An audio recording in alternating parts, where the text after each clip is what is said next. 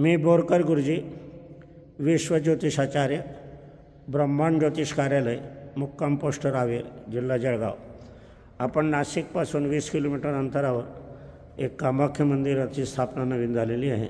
त्या कामाख्या मंदिर स्थापन झालेलं आहे. अजून मात्र ते सिद्धपीठ होणार आहे. त्याचं मी दर्शनी भाग तुम्हाला दाखवून राहिलेला आहे. कामाख्या पीठ याचा कामाख्या पीठ याचा दर्शनी भाग बघत असताना या ठिकाणी हे प्रमुख मंदिर आहे. आणि हे प्रमुख मंदिर आपण पाहत असताना या ठिकाणी अजून मात्र स्थापना झालेली नाही आहे, सिद्धपीठ झालेलं नाही आहे, प्राणप्रतिष्ठा झालेली नाही. आता या ठिकाणी आपण वरतूनच बघणार आहोत. या ठिकाणी तुम्ही हे दर्शन घेऊ शकता, कारण खाली गेल्यावर व्हिडिओ चालत नाही, हे लक्षात घ्या. असं असताना या ठिकाणी मात्र जे गुवाहाटीला जे सिद्धपीठ आहे तेच प्रमुख सिद्धपीठ आहे. हे प्रतिकात्मक त्यांनी केलेलं आहे, परंतु बांधकाम उत्कृष्ट आहे. महाराष्ट्रातील लोकांना दर्शन घ्यायला काही हरकत नाही असं आहे. परंतु हे लक्षात घ्यायला पाहिजे आपण की हे तीर्थस्थानाचा दर्जा यांना मात्र देता येणार नाही. मंदिर सुंदर बांधकाम केलेलं आहे, अगदी छान आहे. आपण बघून घेऊ शकतात. असं आपण बघता येतं. इथे फार सुंदर बांधकाम केलेलं आहे आणि यांचं कौतुक करायला पाहिजे. अशा तऱ्हेचं बांधकाम करणं आपल्या महाराष्ट्रात सध्या दुर्मिळ होत चाललेलं आहे. आणि म्हणून या ठिकाणी हे सिद्धपीठ आहे. माता कामाख्या देवी म्हणजे दक्ष राजाची मुलगी सती, आणि तिने महादेवाला वर केलं होतं. 16,000 वर्ष त्यांनी तपश्चर्या केली होती. आणि मग माता सती आणि महादेव म्हणजे शंकरजींचा विवाह झालेला होता. हा विवाह झालेला असताना मात्र विवाहाला दक्षराजाची मान्यता नव्हती. दक्षराजाच्या इथे यज्ञ समारंभ झाला. त्यावेळेला सतीला बोलवलं गेलं नाही. मुलगी म्हणे माहेरला जायला आपल्याला आमंत्रण नको. शंकरजी नाही म्हणत होते. आणि ही सती यज्ञाच्या समारंभाला गेली. एकीकडनं दक्षराजा येत होते, दुसरीकडनं सती येत होती. आणि सतीला त्यांनी दूषणं दिले, पण त्यावेळेला तिने ते सहन केले. परंतु ज्यावेळेला पतीला म्हणजे शंकरांना, महादेवांना त्यांनी दूषणं द्यायला सुरुवात केली, त्यावेळेला तिचा संताप अनावर झाला आणि तिने यज्ञामध्ये उडी घेतली. यज्ञामध्ये उडी घेतल्यावर तिचं हे त्रिनेत्रातून शंकरांना कळालं. शंकर तिथे आले, तांडव नृत्य झालं पहिलं. आणि मग तिचं शरीर कलेवर त्यांनी खांद्यावर घेतलं. पृथ्वी नष्ट होण्याच्या मार्गावर होतं. त्या विष्णूने तिथे 53 तुकडे केले. आणि जो योनीचा भाग, मायांगेचा भाग आहे, तो कामाख्या देवी पडलेला आहे. तो तिथे एकच रूपी आहे. इथे तो कसा पडेल हा एक प्रश्नचिन्ह आहे. म्हणून हे प्रतिकात्मक आहे. प्रतिकात्मक असलं तरी महत्त्वपूर्ण आहे. दर्शन मात्र सुख आहे. कणाकणात भगवान आहे, परंतु तीर्थक्षेत्राचा दर्जाला नाही आहे, एवढं मात्र तुम्ही लक्षात घ्यायला हवं. मंदिर सुंदर बांधकाम झालेलं आहे, याबद्दल वाद नाही. अत्यंत सुंदर आणि रेखीव बांधकाम आहे. इथे याला दर्शन घ्यायला हरकत नाही. मन आनंदित, परिसर पवित्र असा मोठा आहे. इथे नवनाथांचं पण स्थान यांनी निर्माण केलेलं आहे.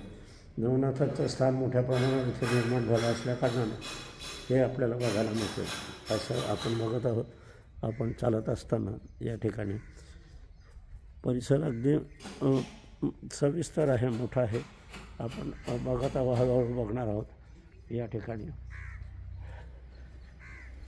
म्हणजे एक आपल्या सर्वांनी महाराष्ट्रातील कुठूनही किंवा इतर प्रांतातून इथे याला दर्शन करायला, एक पवित्र उद्देशाच्या याच्याने यात्रा करायला, पूजन करायला, पाठ करायला इथे यायला हरकत नाही. असं हे रमणीय स्थान आहे आणि निसर्ग सौंदर्याने रममाण झालेलं हे स्थान असं आहे, त्याबद्दल वाद नाही.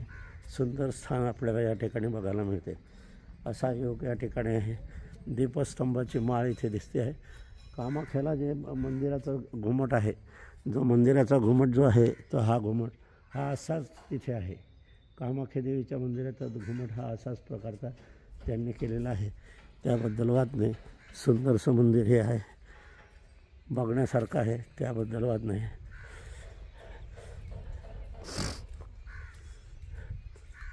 अशा मंदिराचा प्रवेशद्वार या ठिकाणी आपल्याला बघायला मिळते आहे. जे काळ्या ठिकाणी हे आपले दीपमाळ आहे. दीपमाळेच्या मागे जे कामाख्याचा कळस आहे, कामाख्याचा कळस, आणि हा कळस समान रूपाचा आहे. कामाख्या देवीला मी जवळजवळ 4.5 वर्ष तिथे रहिवास केला होता आणि तिथे रहिवास केला असताना मी भिजवलेलं अन्न त्यावेळेला आम्ही खाण्याचा प्रसंग आलेला होता. तो 4.5 वर्षाचं व्रत माझं कामाख्या देवी आसाम गुवाहाटीमध्ये झालेलं होतं. त्याच प्रमाणे इथे प्रतिकात्मक बरोबर आहे या ठिकाणी, पण इथे जे योनी स्वरूप दाखवलं गेलेलं आहे, आतमध्ये अंधार आहे आणि अंधार तिथे अवश्य असायला हवा, परंतु तिथे फोटोग्राफी मात्र करता येत नाही, हेही तितकंच खरं आहे. परंतु आपण कामाख्या देवीमध्येही गेलो तर कामाख्या देवीमध्ये मूळ कामाख्या देवीचं दर्शन आपल्याला घडतच नाही, तिथेही प्रतिकात्मक दर्शन आपल्याला देण्यात येते. आणि ते बी आता जे भूमी अंतर्गत जे कामाख्या देवी आहे ती खरी देवी आहे, त्याचा प्रसंग दर्शन घेण्याचा प्रसंग सतत 25 वर्ष मला आला होता. माझी पत्नी होती, शेवटचे 5 वर्ष तिला दर्शनाचा हे होता. आणि ज्यावेळेला तिला मासिक पाळी येत होती माझ्या पत्नीला, त्याचवेळी कामाख्या देवीच्या अग्रपूजेचा मान तिला दिला जात होता. हे कामाख्या देवीचं वैशिष्ट्य आहे.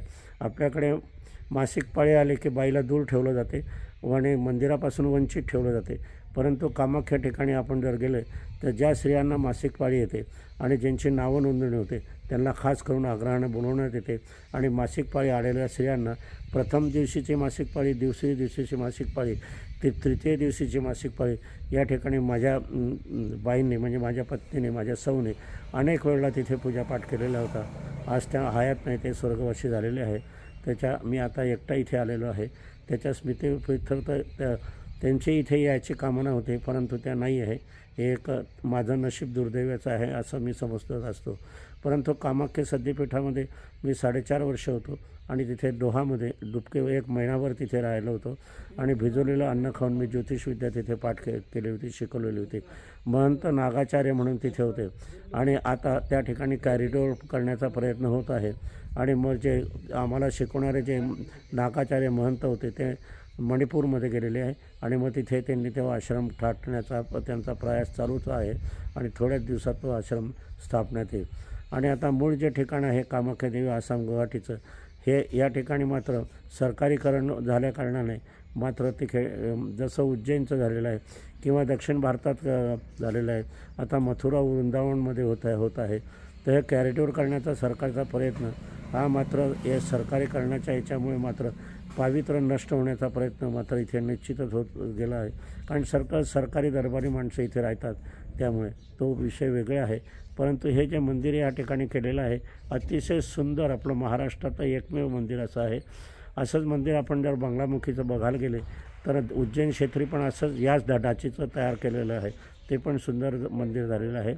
आणि कामाख्या देवीचं हे तीर्थस्थान मात्र मुळीच होणार नाही, कारण तीर्थस्थान एकमेव कामाख्या देवीचंच आहे, कारण तिथे आईचं मायचं अंग पडलेलं आहे. हे प्रतिकात्मक आहे एवढं मात्र निश्चित. तरी पण प्रतिकात्मक असलं तरी पवित्र आहे. कणाकणामध्ये भगवान आहे, कणाकणामध्ये देवी आहे. आपण पार्वती म्हणतो, ते पार्वतीचं हे दुसरं रूप आहे, त्यांची अवतार घेतलेला आहे. प्रमुख पार्वतीचं रूप हे सती नावाचं होतं आणि सती नावानेच तिने देहत्याग केलेला होता. असो, आजच्या इथेच विश्राम देऊया.